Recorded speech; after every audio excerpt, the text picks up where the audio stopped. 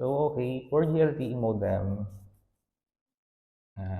how to operate using Globe SIM card. So, okay, proceed muna tayo sa unboxing ng ating modem.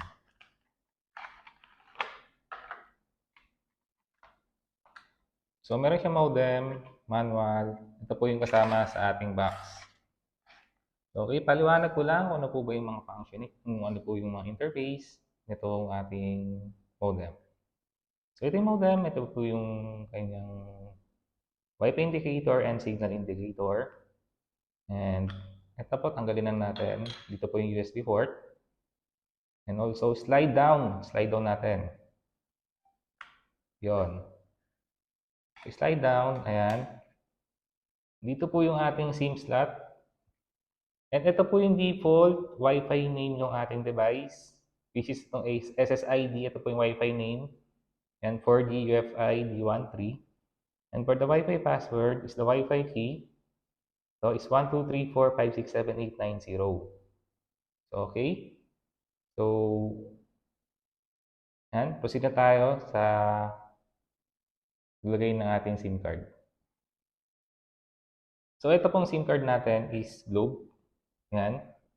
So, make sure po yung Globe natin is registered na po siya. Okay, so kung hindi po siya registered, is hindi po siya gagana. Kasi pag hindi mo natin siya na-registered, wala po siyang magiging signal. Okay? And make sure meron pong load yung ilalagay natin para maka-access tayo sa internet. Meron pong load yung SIM card na Globe. Okay? So, proceed na tayo sa paglagay. So, ito po yung paglagay ng SIM card. Meron naman pong pattern kung paano po ilagay. Ayan, tag na natin. And gamit po tayo ng any USB charger. Okay. Salpak na po natin.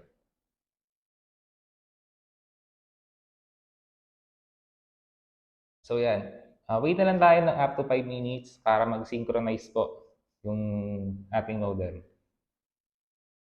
And also, pwede rin kayong gumamit ng power bank or any USB port, socket na pwedeng pagsaksakan ng USB basta't meron pong power.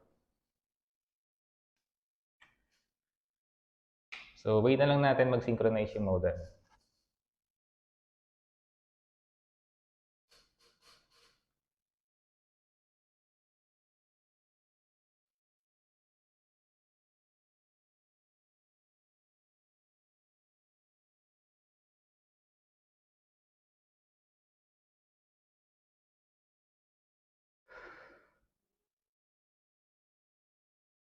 So, ayan.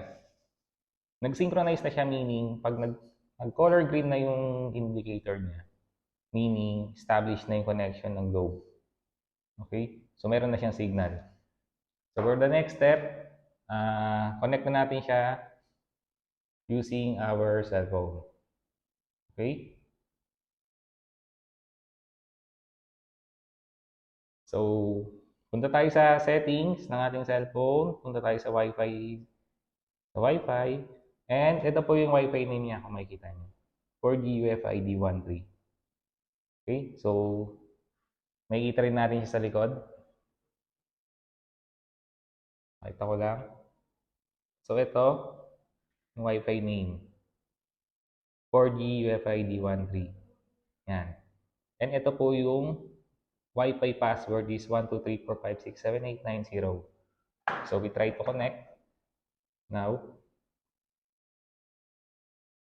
So, connect natin using default Wi-Fi password which is 123456789 and 0.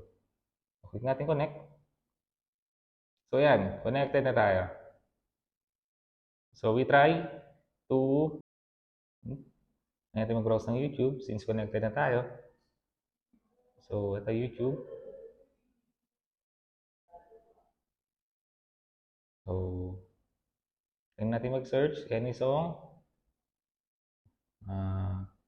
Kung ano-ano na lang. So, yung signal niya, depende po yan kung gaano po kalakas yung pasok ng signal dyan sa area nyo. So, kung mahina po yung signal, expect po natin na mahina po yung masagap natin connection or mabagal. Pero kung better signal naman po, yung kung saan natin nilagay yung modem, possible malakas po yung connection.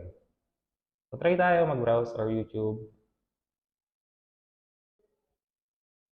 Kung nakikita nyo, working naman.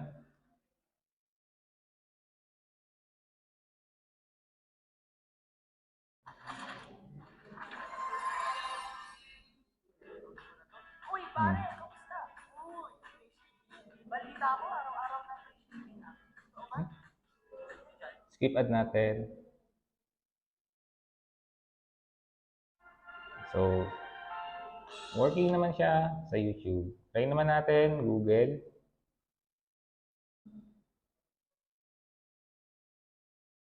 Natin google.com. So, yan. Working naman siya. So, yung signal lang po ng modem natin is depende po yan sa area. So, kung yung area mo nyo po, malakas naman po yung sagap ng signal, expect po natin medyo mabilis. Pero kapag yung area po nila, talagang hirap makasagap ng signal, expect po natin na mabagal yung connection. Okay, so done na po tayo sa configuration ng ating 4G LTE, the use of Globe SIM card.